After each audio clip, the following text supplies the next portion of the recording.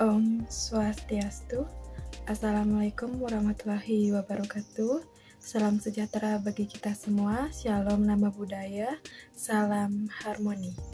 Perkenalkan, kami dari kelompok 3 dari kelas 6E dengan anggota KDI Cahayati dengan NIM 20110312339, kemudian Merta Juniasih dengan NIM 20110311247, kemudian Winda Lestari dengan NIM 20110303150, dan yang terakhir Elma Tuyana Gayatri dengan NIM 20110311278. Nah, pada kesempatan kali ini kelompok kami akan membahas mengenai jenis-jenis bahan ajar. Adapun materi pembahasan yang akan kami bahas yaitu yang pertama mengenai pengertian bahan ajar, kemudian yang kedua jenis bahan ajar menurut para ahli, yang ketiga bahan ajar menurut bentuknya, yang keempat bahan ajar menurut cara kerjanya, yang kelima bahan ajar menurut sifatnya, dan yang keenam bahan ajar menurut substansi materi. Nah, untuk mempersingkat waktu, langsung saja kita masuk pada materi yang pertama. Baik, untuk materi yang pertama yaitu pengertian bahan ajar. Nah, apa sih itu bahan ajar? Bahan ajar adalah seperangkat materi atau substansi pembelajaran atau teaching material yang disusun secara sistematis, menampilkan sosok utuh dari kompetensi yang akan dikuasai siswa dalam kegiatan pembelajaran. Pada dasarnya berisi tentang pengetahuan, nilai, sikap, tindakan, dan keterampilan yang berisi pesan, informasi, dan ilustrasi berupa fakta, konsep, prinsip, dan proses yang terkait dengan pokok bahasan tertentu yang diarahkan untuk mencapai tujuan pembelajaran. Nah, selanjutnya yaitu jenis-jenis bahan ajar menurut para ahli. Yang pertama yaitu Ika Lestari. Secara umum, bahan ajar dapat dibedakan ke dalam bahan ajar cetak dan non-cetak. Nah, bahan ajar cetak dapat berupa handout, buku, modul, brosur, dan lembar kerja siswa. Sedangkan bahan ajar non-cetak meliputi bahan ajar audio seperti kaset, radio, piringan hitam, dan kompas disk audio. Bahan ajar audiovisual seperti CAI atau Computer Assistant Instruction dan bahan ajar berbasis web. Kemudian, menurut Mulyasa, menambahkan bahwa bentuk bahan ajar atau materi pembelajaran antara lain adalah bahan cetak atau handout, buku, modul, LKS, brosur, dan leaflet. Kemudian audio seperti radio, kaset, CD, dan audio. Kemudian visual seperti foto atau gambar. Kemudian audiovisual seperti video atau film atau VCD. Dan multimedia seperti CD, interaktif, kemudian komputer based, dan internet. Selanjutnya menurut Rudy Susilana, bahan ajar cetak berupa buku teks. Nah, buku teks adalah buku tentang suatu bidang studi atau ilmu tertentu yang disusun untuk memudahkan para guru dan siswa dalam upaya mencapai tujuan pembelajaran. Nah, selanjutnya yaitu bahan ajar menurut bentuknya. Nah, menurut bentuknya, bahan ajar terdiri dari 4 jenis. Yang dimana yang pertama ada bahan ajar cetak atau print, yang kedua ada bahan ajar dengar atau audio, kemudian yang ketiga ada bahan ajar pandang dengar atau audio visual, kemudian yang terakhir yaitu yang keempat ada bahan ajar multimedia interaktif atau interactive teaching material. Bahan ajar cetak atau print, yang dimana banyak sekali jenis bahan ajar cetak yang bisa digunakan dalam proses pembelajaran. Antara lain yang pertama ada handout. Nah, handout ini merupakan bahan pembelajaran yang sangat ringkas, yang bersumber dari beberapa literatur yang relevan terhadap kompetensi dasar dan materi pokok yang diajarkan kepada peserta didik. Nah, kemudian yang kedua ada modul. Nah, modul ini adalah sebuah buku yang ditulis dengan tujuan agar peserta didik dapat belajar secara mandiri tanpa atau dengan bimbingan guru. Nah, pembelajaran dengan modul juga akan memungkinkan peserta didik yang memiliki kecepatan tinggi dalam belajar akan lebih cepat menyelesaikan satu atau lebih kompetensi dasar dibandingkan dengan peserta didik lainnya. Kemudian yang ketiga ada buku teks, yang dimana buku teks ini berguna untuk membantu guru dalam melaksanakan kurikulum, karena disusun berdasarkan kurikulum yang berlaku menjadi pegangan guru dalam menentukan metode pengajaran dan dapat memberikan kesempatan bagi peserta didik untuk mengulangi pelajaran atau mempelajari pelajaran yang baru. Kemudian yang keempat ada LKS atau lembar kegiatan siswa, yang dimana lembar kegiatan siswa ini adalah lembaran-lembaran berisi tugas yang harus dikerjakan oleh peserta didik. Nah, lembar kegiatan ini biasanya berupa petunjuk atau langkah-langkah untuk menyelesaikan suatu tugas. Kemudian yang kelima ada model atau maket, yang dimana model ini merupakan bahan ajar yang berupa tiruan benda nyata untuk menjembatani berbagai kesulitan yang bisa ditemui apabila menghadirkan objek atau benda tersebut langsung ke dalam kelas, sehingga nuansa asli dari benda tersebut masih bisa dirasakan oleh peserta didik tanpa mengurangi struktur aslinya.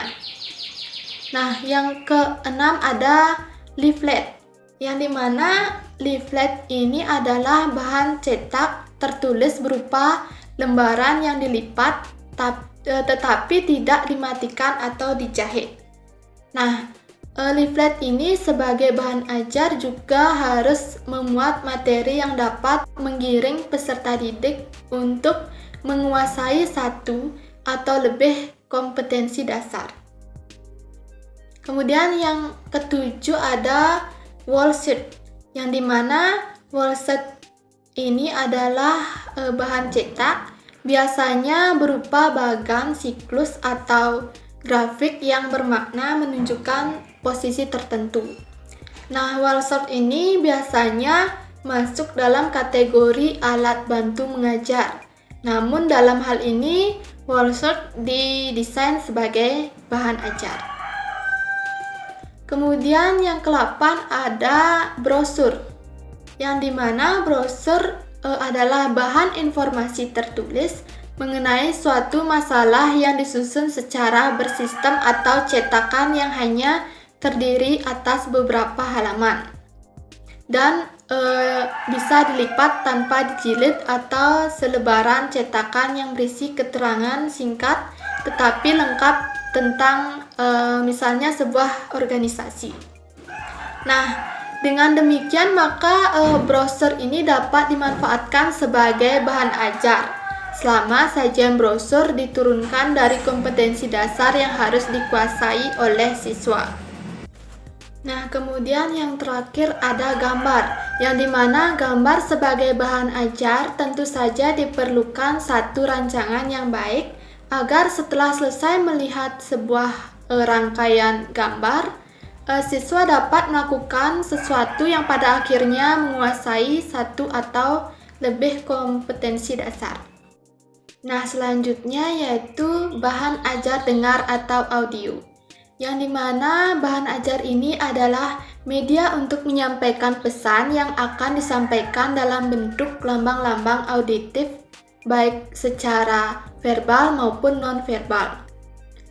Nah, adapun jenis-jenis bahan ajar audio ini antara lain ada radio, kemudian ada kaset MP3 dan MP4, kemudian ada sound recorder, dan yang terakhir ada handphone. Nah, dari bahan ajar ini akan mampu menyimpan suara yang dapat diperdengarkan secara berulang-ulang kepada peserta didik dan biasanya akan digunakan untuk pelajaran bahasa dan musik. Nah, selanjutnya yaitu bahan ajar pandang dengar atau audiovisual. Yang dimana bahan ajar pandang dengar atau audiovisual ini merupakan bahan ajar yang mengombinasikan dua materi, yaitu visual dan auditif. Nah, materi auditif ini ditunjukkan untuk merangsang indera pendengaran, sedangkan visual digunakan untuk merangsang indera penglihatan. Nah, dengan kombinasi keduanya, guru dapat menciptakan proses pembelajaran yang lebih berkualitas. Nah, adapun bahan ajar pandang dengar ini seperti video dan film. Nah, selanjutnya yaitu bahan ajar multimedia interaktif atau interactive teaching material. Yang dimana bahan ajar multimedia interaktif atau interactive teaching material ini adalah bahan ajar yang mengombinasikan beberapa media pembelajaran seperti audio, video, teks, ataupun grafik yang bersifat interaktif untuk mengendalikan suatu perintah atau perilaku alami dari suatu presentasi. Nah, bahan ajar interaktif ini dapat ditemukan dalam bentuk CD interaktif yang dalam proses pembuatan dan penggunaannya tidak dapat terlepas dari perangkat komputer. Nah, maka dari itu, bahan ajar interaktif ini juga termasuk bahan ajar berbasis komputer. Bahan ajar menurut cara kerjanya. Menurut Prastowo 2013-307, berdasarkan cara kerjanya, bahan ajar terdiri dari yang pertama, bahan ajar yang tidak diproyeksikan. Yang kedua, bahan ajar yang diproyeksikan. Yang ketiga, bahan ajar audio. Yang keempat, bahan ajar video. Dan yang terakhir, bahan ajar media komputer. Bahan ajar yang tidak diproyeksikan. Bahan ajar yang tidak diproyeksikan adalah bahan ajar yang tidak memerlukan perangkat proyektor untuk memproyeksikan isi di dalamnya. Nah, contohnya foto, diagram, display, model, dan yang lain sebagainya. Bahan ajar yang diproyeksikan. Bahan ajar yang diproyeksikan adalah bahan ajar yang memerlukan proyektor agar bisa dimanfaatkan dan atau dipelajari oleh siswa. Nah, contohnya slide, film strips, overhead transparencies atau OHP, dan proyeksi komputer. Yang selanjutnya yaitu bahan ajar audio. Bahan ajar audio adalah bahan ajar yang berupa sinyal audio yang direkam dalam suatu media rekam. Nah, contohnya kaset, CD, flash disk, dan yang lain sebagainya. Selanjutnya, bahan ajar video. Bahan ajar video memerlukan alat pemutar yang biasanya berbentuk video tape player, VCD, DVD, dan sebagainya. Nah, contohnya video, film, dan yang lain sebagainya. Yang terakhir yaitu bahan media komputer. Bahan ajar komputer adalah berbagai jenis bahan ajar mencetak yang membutuhkan komputer untuk menayangkan sesuatu untuk belajar. Contohnya yaitu Computer Mediated Instruction atau CMI dan Computer Based Multimedia atau Hypermedia. Baik, di sini saya akan melanjutkan presentasi mengenai materi yang kelima, yaitu mengenai bahan ajar menurut sifatnya. Nah, jika dilihat dari sifatnya, menurut Prastowo, maka bahan ajar dapat dikelompokkan menjadi 4 macam, yaitu yang pertama, bahan ajar berbasis cetak. Nah, yang termasuk bahan ajar berbasis cetak adalah buku, pamflet, panduan belajar siswa, bahan tutorial, buku kerja siswa, peta, chart, foto, bahan dari majalah atau koran, dan lain sebagainya. Kemudian yang kedua, bahan ajar berbasiskan teknologi. Nah, yang termasuk dalam kategori bahan ajar ini adalah audio set, siaran radio, slide, film strip, film, video, siaran televisi, video interaktif, computer based tutorial, dan multimedia. Yang ketiga yaitu bahan ajar yang digunakan untuk praktek atau proyek. Nah, contohnya yaitu kit sains, lembar observasi, lembar wawancara, dan lain sebagainya. Kemudian yang keempat, bahan ajar yang dibutuhkan untuk keperluan interaksi manusia, terutama untuk keperluan pendidikan jarak jauh. Contohnya yaitu telepon, handphone, video conferring, dan lain sebagainya. Nah, kemudian saya akan melanjutkan materi yang keenam, yaitu mengenai bahan ajar menurut substansi materinya. Nah, menurut Prastowo, secara garis besar bahan ajar atau instruksional material adalah pengetahuan, keterampilan, dan sikap yang harus dipelajari siswa dalam rangka mencapai standar kompetensi dan kompetensi dasar yang telah ditentukan. Atau dengan kata lain, materi pembelajaran dapat dibedakan menjadi 3 jenis materi, yaitu materi aspek kognitif, afektif, dan psikomotorik. Nah, bahan ajar menurut substansi materi adalah materi atau isi yang dibahas dalam bahan ajar tersebut. Nah, berikut adalah beberapa contoh bahan ajar menurut substansi materi. Yang pertama, matematika. Nah, bahan ajar matematika ini biasanya mencangkup konsep-konsep matematika seperti bilangan, geometri, persamaan, fungsi, dan probabilitas. Kemudian yang kedua, bahasa. Nah, bahan ajar bahasa mencangkup tata bahasa, kosakata, pengucapan, dan pembelajaran keterampilan berbicara, membaca, menulis, dan mendengarkan. Kemudian yang ketiga, sains.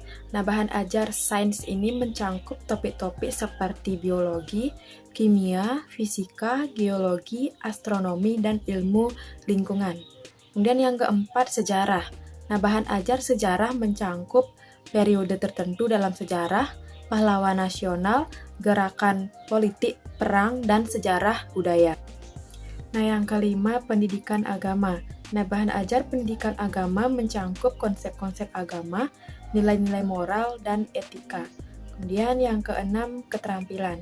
Bahan ajar keterampilan mencangkup keterampilan praktis seperti memasak, menjahit, merakit barang elektronik, dan berkebun. Nah, baik, sekian presentasi dari kelompok kami.